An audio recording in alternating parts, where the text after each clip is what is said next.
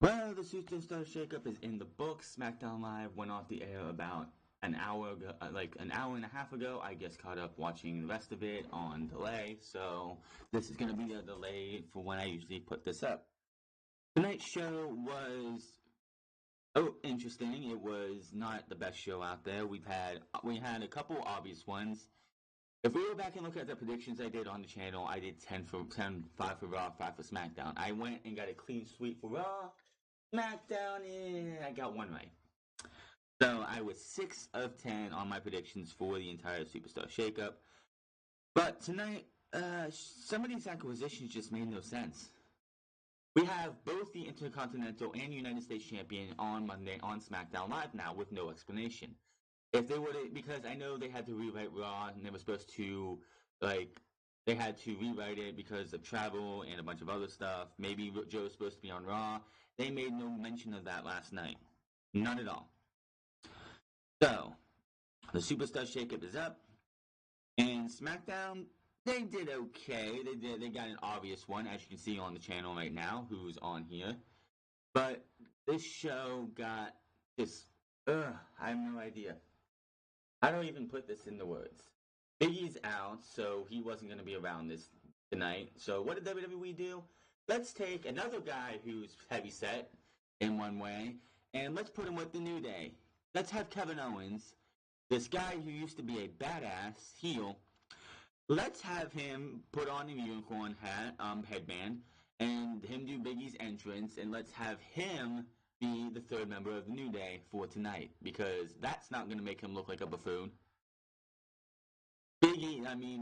Kevin Owens looked so fucking ridiculous tonight, coming out with the New Day shirt on, doing the whole New Day thing. He called himself the Big O instead of Big E. Like, please tell me this is just temporary, as in this week only, because if we see it's Xavier Woods, Kofi Kingston, and unless this leads to Kevin Owens challenging Kofi Kingston at Money in the Bank for the WWE Championship, I don't want no part of this. But the acquisitions for SmackDown Live were Roman Reigns, as you can see, Elias, the Intercontinental Champion Finn Balor, Ember Moon, which I called that one, Bayley, Kairi Sane, no Io Shirai, we'll talk about that later, Buddy Murphy from 205 Live, which I'm not mad about that, Lars Sullivan, Liv Morgan of the Riot Squad, so the Riot Squad is no longer a thing, Chad Gable, Apollo Crews, and Mickie James. So, the Glorious Ones are done, which is a damn shame, and I wish they would have had the proper heel turn thing yesterday where you would have had Bobby Roode attack Chad Gable after their loss if it would have been against the Usos. The Usos celebrate and they come back into the ring. Chad Gable gets beat up by Bobby Roode, and he doesn't get to have any comeuppance because he goes to SmackDown Live. Just tearing him up like this, unless you know you have Bobby Roode come on Monday Night Raw and practically bury Chad Gable on the spot, take his robe and drop it into a barrel and turn it on fire. I don't know what the hell you're going to do for Bobby Roode, because this was something that got him on TV and got him to eventually become a heelish character.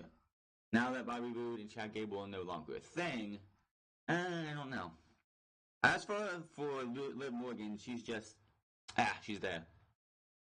But for the women, there's a 8-woman tag match that happens later in the show. You have Fire and Desire and the Iconics versus Bayley, Ember Moon, Kairi, and Paige's tag team of Kairi Sane, and not Io, but Kairi Sane and Asuka. Which, quite honestly, if they didn't bring Io up, Kairi Sane and Asuka, I don't know what you're going to call them. They're not the Sky Pirates. The whole part of the sky of the Pirates is Io. She is the genius of the sky. So, I don't know what you're going to call them, but quite honestly, I think this is more beneficial to Asuka than it would be for Asuka to stay on her own, because Asuka, of the 3 Japanese female superstars in WWE, Asuka, Io Shirai, and Kairi Sane, Asuka struggles the most with English. Kairi speaks pretty well, and Io is probably the best of the 3, but Asuka is the one who has the most problem. It has the most. It sucks trying to see her project and talk on the mic in English, because you could just see how much she struggles through it. Now, with Paige as her manager, if that's what it's going to be, that is actually pretty good for her because then Paige can talk for her. When that match was over, Io, Kyrie, not Io, Kyrie, Asuka, Ember, and Bayley all stand tall. And I'm like, look at the SmackDown Live Women's Division now.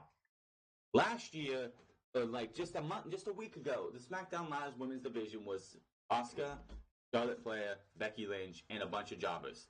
Now you have Asuka, Kairi Sane, Ember Moon, Bayley, Charlotte Flair, and for the time being, Becky Lynch. Look at that women's division. And people say we need to have one women's division, one women's championship.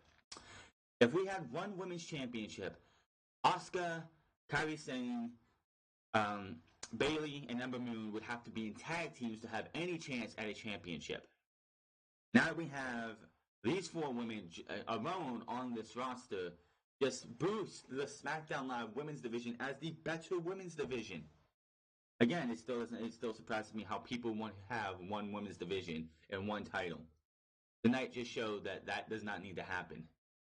Now WWE needs to figure out how to, like, Becky needs to go to Raw.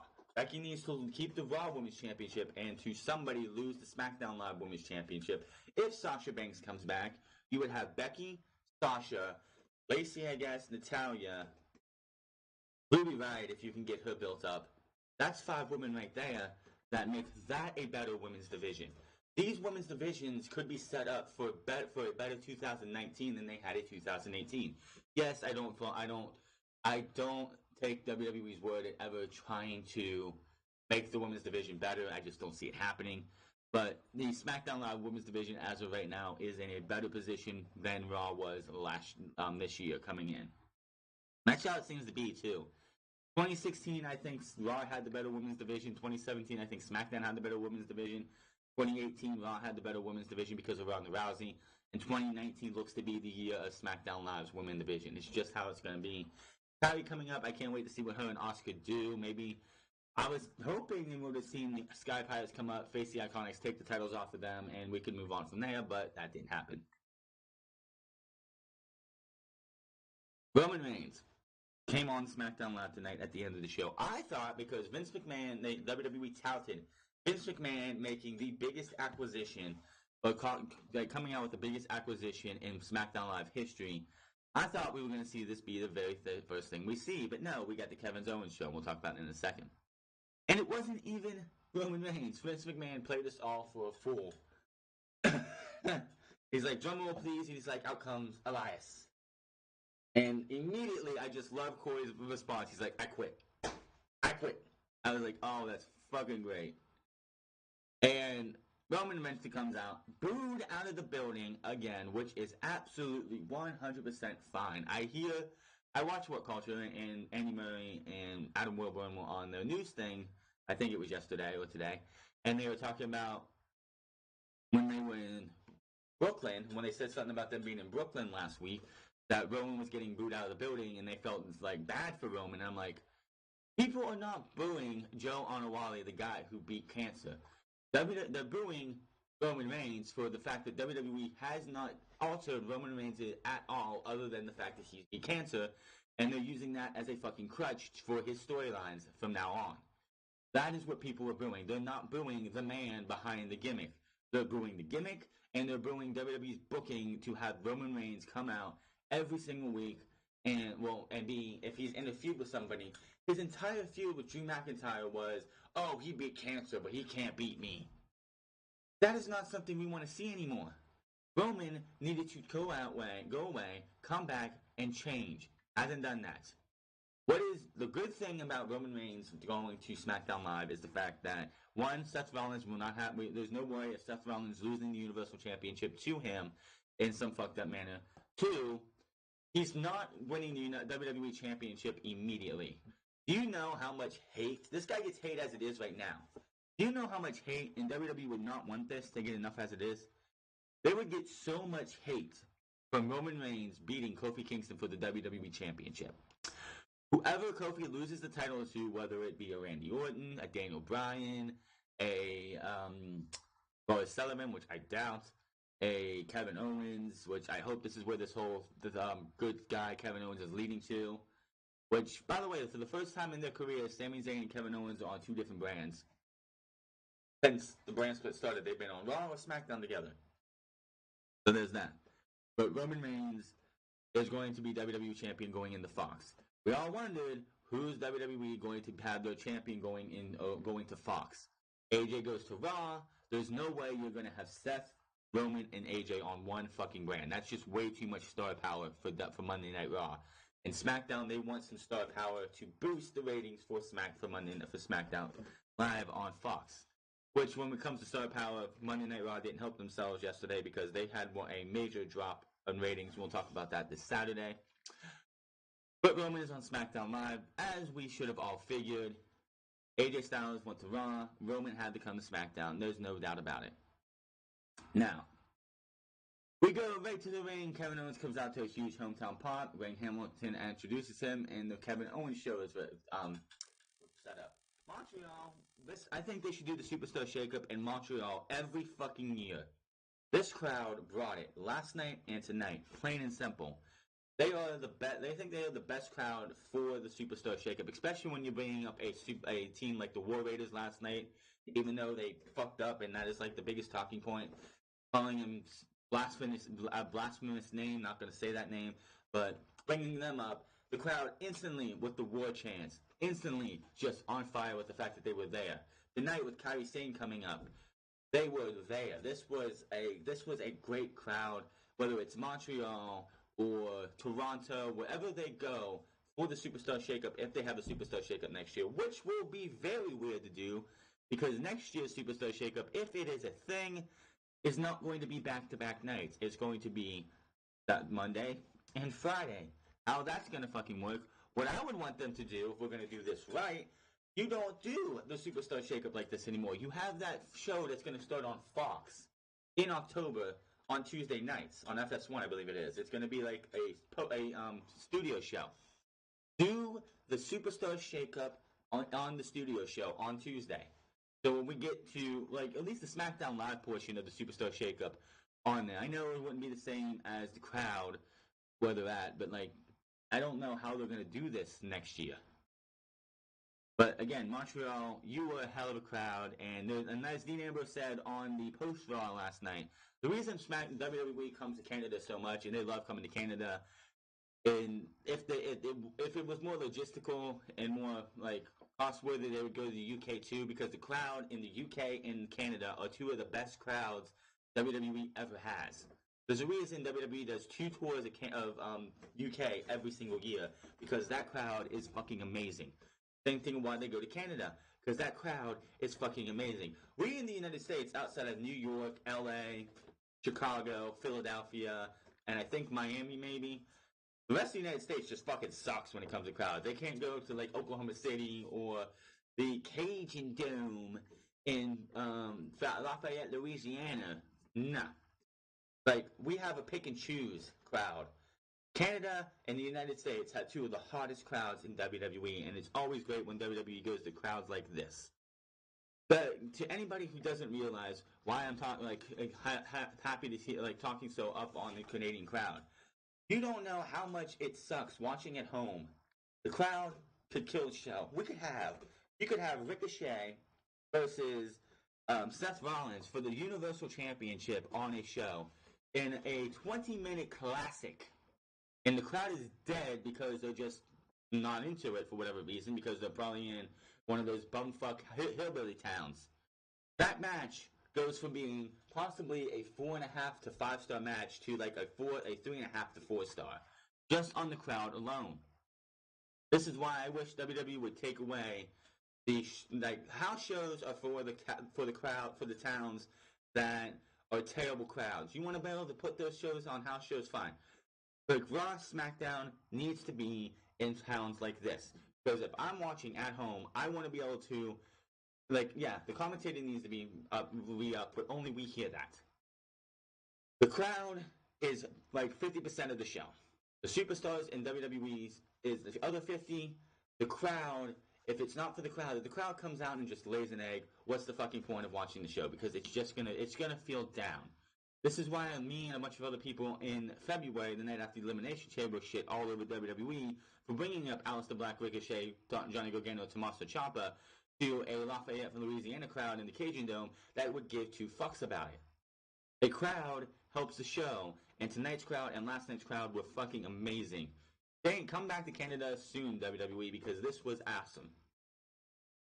Sorry, went on a little bit of crowd rant there, but it's just something I needed to say.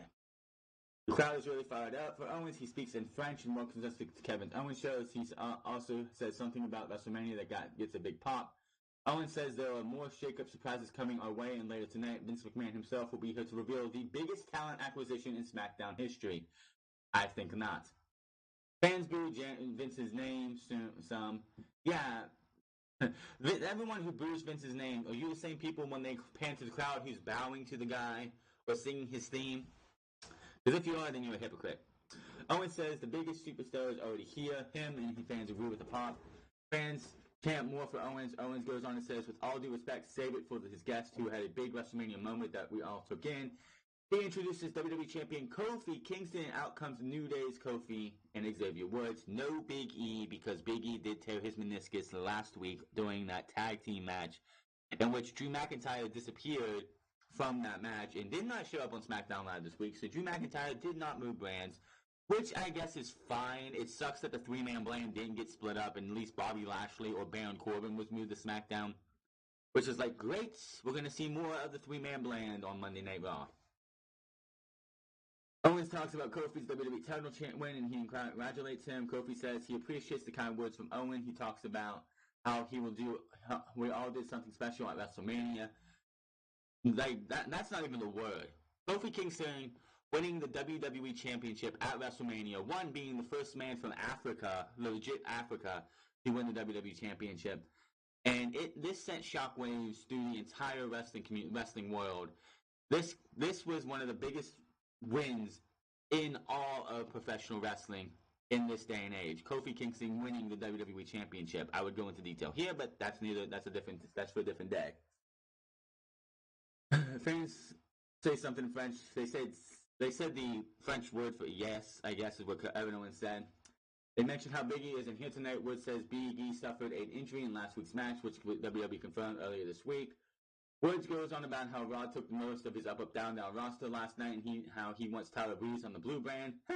Kofi calms him down and says up down will be fine. Big E will be fine. Owens mentions how Kofi and Woods versus Rusev and Nakamura is booked for tonight. Owens offers to be a backup tonight now that Big E isn't here. They go on joking about Owens being an honorary member of the New Day. He even moves his hips like Big E. Kofi asks the fans if they want to see Owens as an honorary member, and they do. Oh, God, he's the Big O. He's not Kevin Owens, he's the Big O. He got on his knees. They put a New Day shirt on him and a unicorn headband on him. This was cringy. Kofi gives Owens a tank top to make it official. Owens also puts the unicorn horn on his head and they celebrate together as the music hits. Cesaro, Rusev, and Nakamura backstage. It looks like it will be a six-man tag match later on. I think Sheamus is probably not able to make it because of the travel issues. There was a lot of travel issues for Raw last night. I would expect SmackDown to suffer the same problems. So it was Nakamura, Rusev, and Cesaro at the bar. Please stop putting the foreign heels together. This is so fucking annoying. I do not want the bar to be associated with the notion of La Liga Nation 2.0. Because this is where this seems to be going. Nakamura, Rusev, the bar of Sheamus and Cesaro. Like, a lot of people have been making jokes of this is Liga Nations 2.0. Why you gotta do this to me, Vince? Why? Your creative booking just shows that you have got to go, man. Out comes Finn Balor and makes his way to the ring, and I'm like, wait a minute. The Intercontinental title and the U.S. title, as of right now, are both on the same brand. Raw has one championship exclusive to it right now, and that is Seth Rollins' title. What the living fuck is going on here? You have the Iconics, who are the tag team champions, can move between both brands. Becky Lynch, who has both women's championships, can move between both brands. Intercontinental and US title are both on SmackDown Live now, who can't move between both brands unless we find out that Samoa Joe is supposed to be on Raw, which was not mentioned last night or tonight. SmackDown right now has the WWE Championship, Intercontinental, US, and those are the 3 exclusive titles, and then they have a share of the women's titles and the women's tag team titles, and their tag team championships. Oh yeah, Raw has the tag team championship too. So Raw has 2 titles. SmackDown has about 6 titles they can have access to, while Raw has 4. Not good. Not good. I don't know what's going on here, but Finn Balor took on Mustafa Ali in a pretty decent match. It was a pretty good match. I was hoping that an acquisition that came out later or was introduced later would actually interrupt this match because, of course, he is there because it is 205 Live's Buddy Murphy. I was hoping this would have been the perfect opportunity to introduce Buddy Murphy to the SmackDown Live brand. He didn't get a highlight package like Cedric Alexander got last night. He actually got to speak to the SmackDown Live brand on a pre-recorded video. So this would have been perfect. I mean, you could have had Buddy Murphy come out, take out Mustafa Ali, take out Finn Balor, both with Murphy's Law. I think that would have been awesome, but that's not what we got. Balor wins here with a coup de grace after about 4 or 5 minutes. This was a pretty decent match. Love to see these two take on each other in a Intercontinental title match that goes at least 20 minutes. Now, with Finn Balor coming to SmackDown, it does kind of bum me out because I was hoping to see Finn Balor versus AJ Styles 2, which we haven't seen since the TLC pay-per-view in 2017, which I think eventually led to AJ Styles to the WWE Championship, but that's neither here nor there. And that was on 48 hours notice. That match was put together on 48 hours notice, wasn't even built or anything, and they put on a pretty decent match. With AJ going to Raw, it's like, well, we're going to get Finn Balor versus AJ too. I would definitely want to see that. Now we're not going to get that. Don't know what they're doing with the Intercontinental and United States Championship. I think somebody in the back forgot to mention Samoa Joe is coming to Raw, and could have just been like, yeah, he's not in the country right now. He's not in the country. He's whatever. They could have did some kind of video package. They did not do that. So as of right now, the Intercontinental and United States Championship are both on SmackDown Live. I hope WWE will rectify this soon. We see Xavier Woods, Kofi Kingston backstage looking for Kevin Owens. Kofi is carrying a platter of pancakes, and this is your WWE Champion, by the way, playing with pancakes still. He has to eat some pancakes and beat Big E's time of 5 minutes and 30. Owen hesitates, but he digs in and they cheer him on, blah, blah, blah. And then we get a Carmella versus Charlotte Flair match. Why this match is even happening is beyond me. But it was an okay match, not a bad match. We did get the buzzard, the bizarre buzzard in the box, believed to be a teaser for Bray Wyatt. They also did the other one from last night as well. I don't know what this means, what they're going to do. It just seems like they do a new teaser on Raw, and then they're going to show it on SmackDown again. Make up your mind. This is the Superstar Shakeup. I don't want anybody moving brands. If Bray's coming to SmackDown, you play the vignettes on SmackDown. If he's coming to Raw, you play the vignettes on Raw. None of this shit where it's going to be on both brands after tonight. I'm over this entire Bray Wyatt buzzard in the box, and then the creepy doll later on. I mean, it's the first time in a long time I think we've ever had vignettes for anybody. The one downside, and I'm going to say this, the one downside to NXT being what it is that we don't get hype vignettes anymore for anybody. I remember when Kofi was making his WWE debut on ECW, they were vignettes for him playing for weeks. I know they weren't the best out there, but they were for weeks. When R-Truth came back to WWE, they were playing vignettes for him for weeks. You don't see those anymore because you just come up from NXT. It's like, I know when Pac, aka Neville, came to Monday Night Raw, they played one vignette for him that aired at the early, because I believe, Raw was at the 3-hour mark, It played at the beginning of the show, and he made his debut later in the show. But it's like, that is the one thing, it's like, you used to get hype, and this used to build up suspense for people. You don't see that much anymore. They did it for the Bludgeon Brothers last year, they're doing it for Bray Wyatt now, with some of the weirdest things ever. Is it going to be Bray Wyatt? Is he going to be the puppet master? Because the bird in the box is a puppet, And the little girl is a animatronic, I guess supposed to be representation of Sister Abigail. But the whole bit in the box thing and the Sister Abigail things, what are they gonna do next? I don't know. We see Kevin Owens finishing the plate of pancakes, which I highly doubt he ate that entire plate. Give me a damn break. He's officially an honorary member of the New Day. We go back to the ring, and out comes Charlotte Flair for her first appearance since WrestleMania 35. She says nothing. Nothing. Not a damn thing. The bell rings, they size each other up, and they have themselves a pretty decent match. Like, Charlotte Flair is not the best in the world, but she can do what she needs to put on a decent match. I want Becky to lose the SmackDown Live Women's Championship one way or another to go to Raw, so we can just hold off any more feud between Becky and Charlotte, because if Becky keeps the SmackDown title and loses the Raw title, she'll be stuck on SmackDown Live again, and we're going to have the inevitable Becky versus Charlotte match again and again and again. Time to end that. If they want to revisit it for a champion versus champion match at Survivor Series, that is fine and good. Becky holds the women's title for Raw. Charlotte holds the women's title for SmackDown. You can have that match again. Get this over with. I don't want to see Becky versus Charlotte again. Charlotte Flair wins this one after she took out the leg of Carmella earlier in the match. Flair takes out her knee with a chop block as she tries to come back in. Flair applies the figure 4, bridges it into the figure 8. Carmella screams and taps out for the finish. After the match, Charlotte Flair makes her exit as her music hits. Referee Charles Robinson holds the ropes for her as she leaves the ring because she has to copy every single thing her daddy would do, especially since Charles Robinson is Little H. R-Truth is checking on Carmella when the music of Lars Sullivan hits, and out he comes, and I thought he was a Raw exclusive star, but I guess he's on SmackDown now. Which is a good thing, because Braun Strowman did not come to SmackDown Live, so having him on the opposite brand of Braun Strowman is actually pretty smart. Truth looks up from the mat and takes his jacket off. Truth charges at Lars, catches him in midair and spikes him with the freak accident. Fans boo as Lars stands tall over Truth. Carmella looks terrified as Lars stalks her into the corner. Staring her down, fans chant asshole at Lars as he laughs. Lars turns back to Truth and hits him with a running sit-out powerbomb. Lars yells out and some more as the fans boo him. Lars looks out to the crowd and then laughs at Truth again as the officials hit the ring to check on him.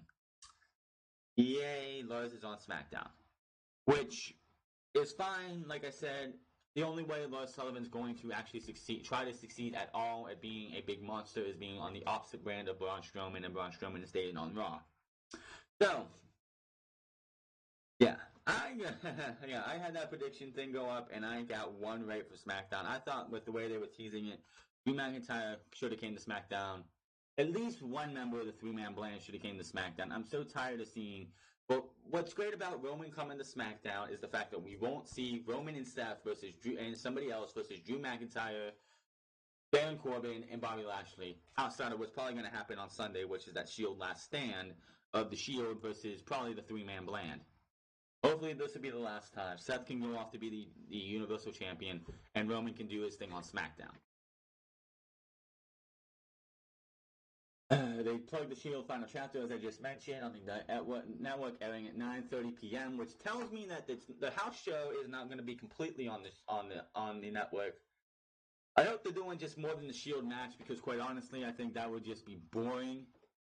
We go to the ring, and out comes the Raw and SmackDown Women's Champion Becky Lynch to a big pop, and Tom shows highlights from the WrestleMania 35 main event, because we can't let that go. Enough of it. I don't need to see events of what happened last Sunday, not this past Sunday, but the Sunday before. I don't need to see what happened at WrestleMania anymore. We're over that. We're on to the next year. That was part of last year. That was the culmination of last year, last season. It's enough. Enough of it. He talks about beating in this is the last time I want to hear this promo. I'm going to say it again because it sounds so nice. She did what she said she would do. She beat the so-called baddest woman on the planet at WrestleMania 35 to become the champion. I'm tired of hearing this promo. Move on. You already have a challenger for your Raw Women's Championship. Talk about that. Becky two bench changes started. She goes on and mentions running through Lacey Evans. Becky doesn't care who they bring in or who they put in front of her, because she will beat them all. Becky says those 2 belts are her passport to pick fights with anyone on both brands just because she can. Out comes the only pick I got right for SmackDown Live, Ember Moon, who joined the SmackDown Live roster. I had no reason to pick Ember Moon for SmackDown Live, but I just figured they were going to use her on SmackDown Live. SmackDown again, woman division after this segment alone looks way better than anything Monday Night Raw's got. For now. Moon says we better get used to seeing her because the Sheenom is on SmackDown Live. Becky advises her not to interrupt the man again. Moon says she's not here for advice. She's here to make a name for herself. Moon enters the ring and says what better way to do that than to step to the woman who won the WrestleMania 35 main event. Out comes Bayley. So no mention of a Sasha Banks. I don't know if Sasha Banks is coming back, but if she does, she's going to be on Raw by herself. This is why Becky Lynch also needs to go to Monday Night Raw, because you do not need 3 of the 4 horsewomen on one brand. We had that in the beginning at the beginning of this entire brand split, when Becky was the only member of the 4 horsewomen on SmackDown. You had Charlotte, Sasha, and eventually Bayley on Raw, and they eventually moved Charlotte over to SmackDown. It's time to move Becky permanently to Raw when she loses the SmackDown Live Women's Championship, preferably to Ember Moon, Bayley, Asuka, or Kairi Sane. I'm just saying. He's on SmackDown now. Bayley says this is exciting and what the shakeup is all about. Becky asks if she wants a hug or something. Bayley says she got all her hugs out on Raw. Interesting word of words right there. Got all of her hugs out on Raw. What does that mean? Are we going to see a more serious Bayley? Is the huggable one gone? Are we not going to see the Bayley buddies anymore? Which they could get rid of those. I don't really care. She enters the ring and says a lot has changed since she and Becky last saw each other. She talks about how she and Sasha became the first women's tag team champions and willed those titles into existence, which is absolutely true. Those 2 fought and scratched and clawed to get those titles into existence, and they lost them because they wanted to break up the team, I guess. Some fans are booing. Bayley says now she's on SmackDown as a singles competitor, and she has her eyes on other titles, and out comes the women's tag team champions, the Idiotics, Peyton Royce and Billie Kay. The Idiotics taunt Bayley for taking her title from her at WrestleMania. They go on about how their 2 belts are better than Becky's because theirs are idiotic. They're not iconic. They are idiotic. The music interrupts and out comes Paige to the pop. Paige mentions how the Idiotics need to defend their titles. She says she's on SmackDown because she has a new team to introduce. She calls them Gifted, and out comes Mandy Rose and Sonya Deville.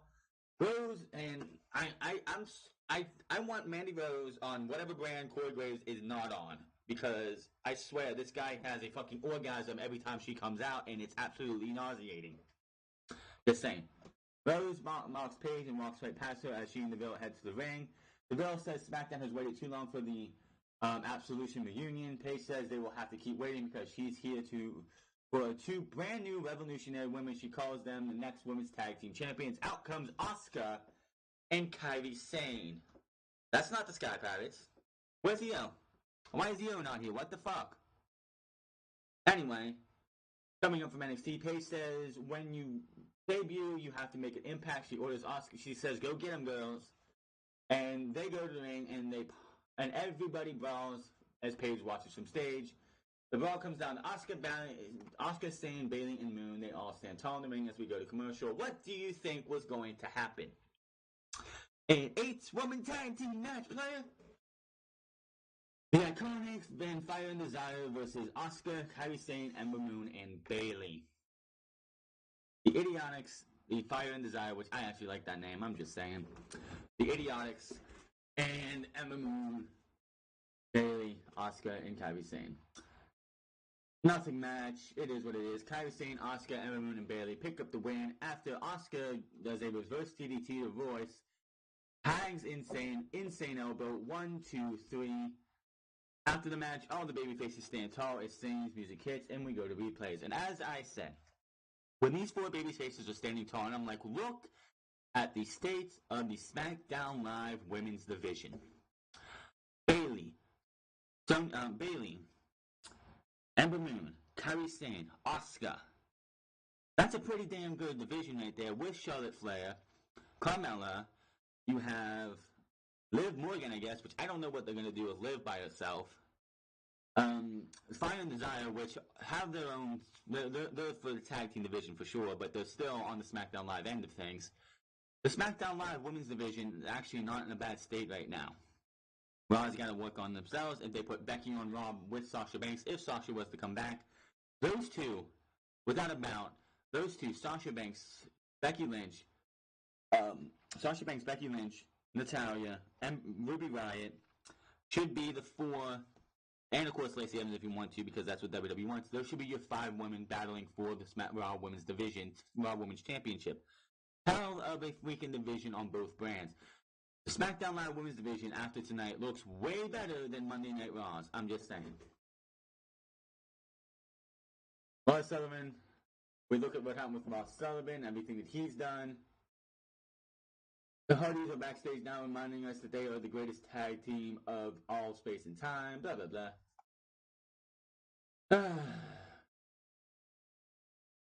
Kevin Owens does the big entrance for the, is in the back ready for his 6-man tag match with the New Day.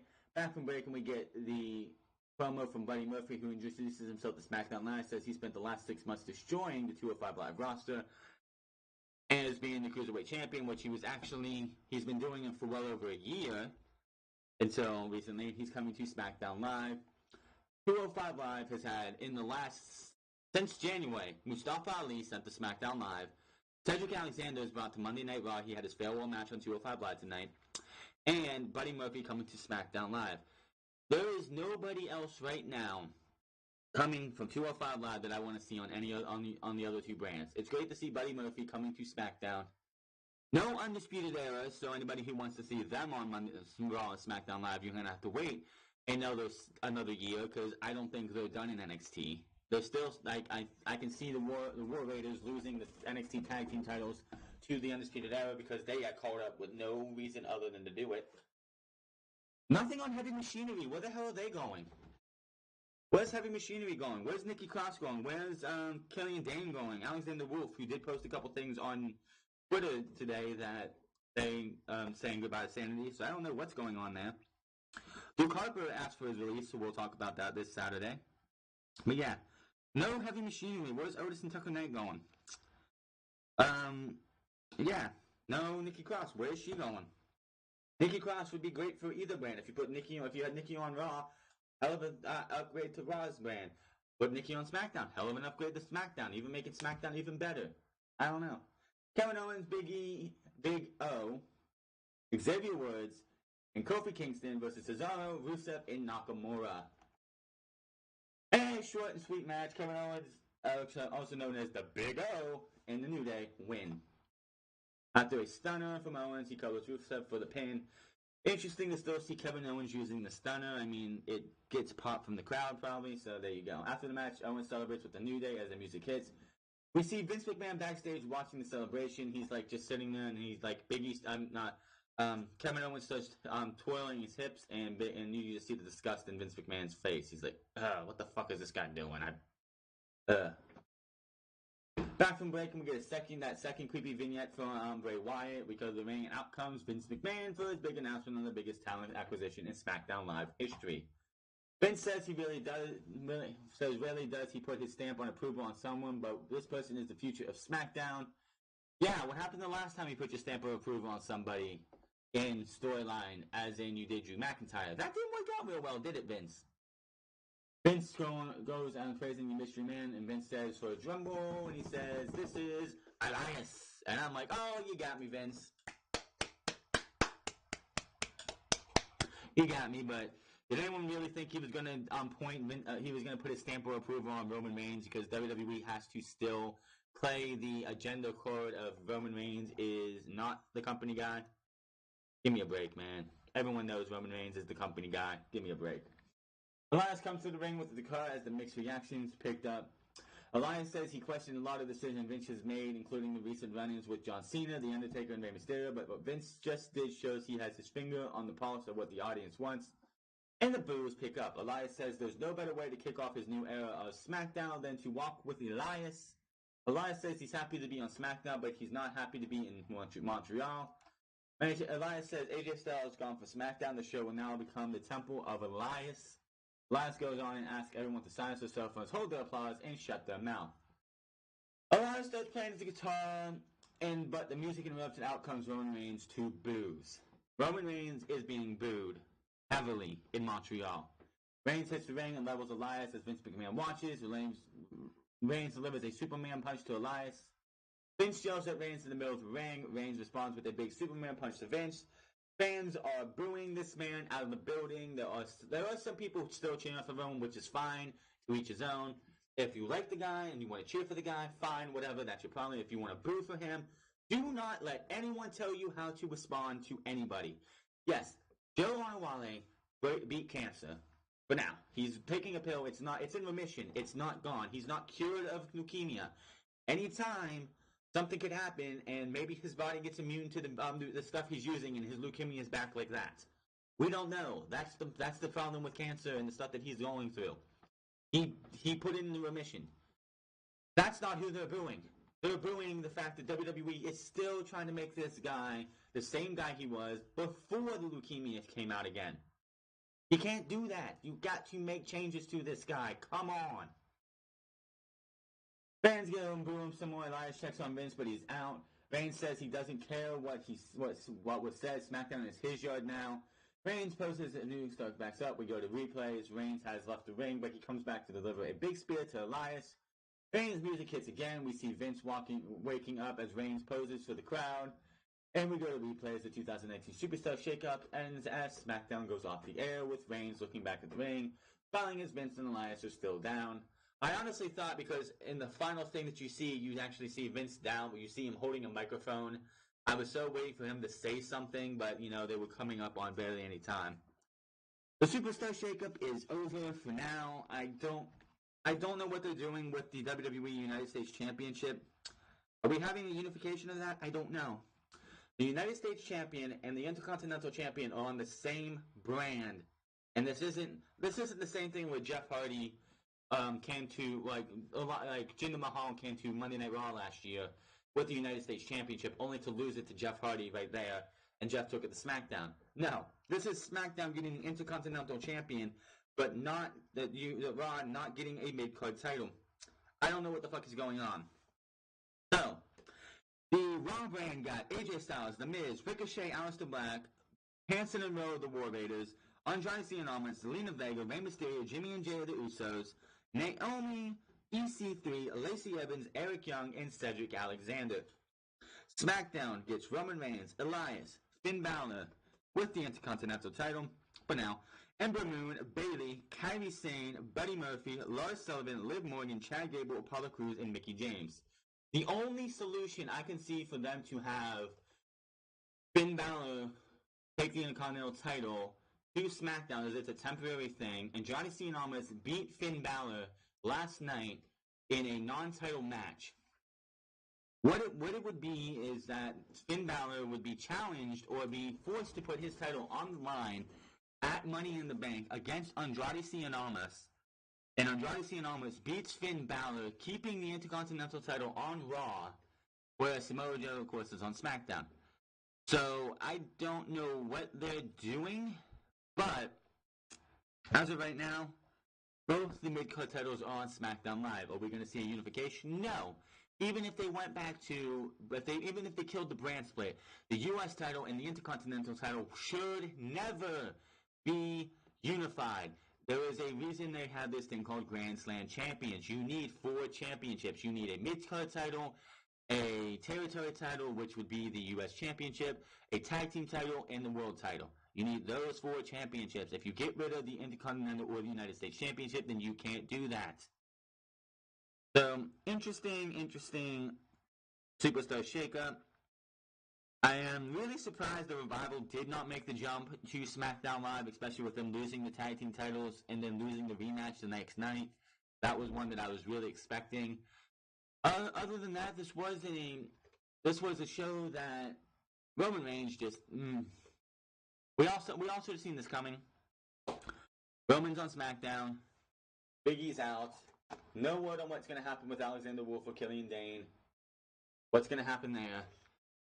Tonight was not a really good show.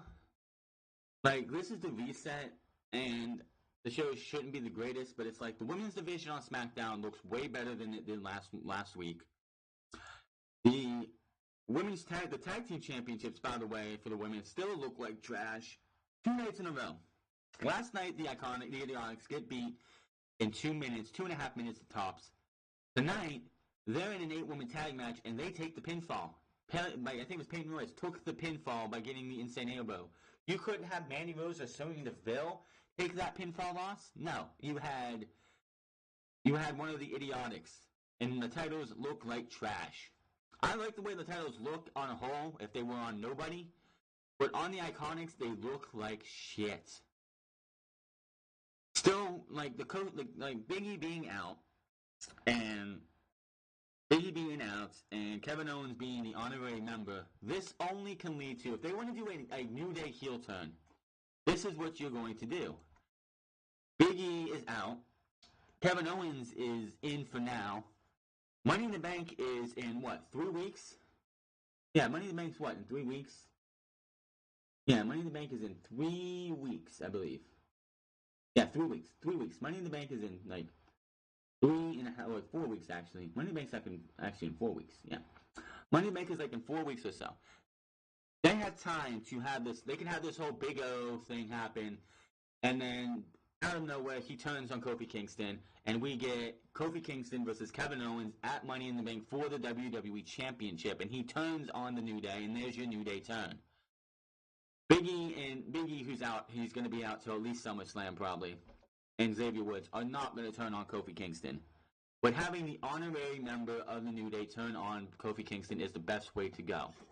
Like I said, Roman's not winning the WWE Championship until at least SummerSlam, if not before that. Roman's going into the Fox deal as the WWE Champion.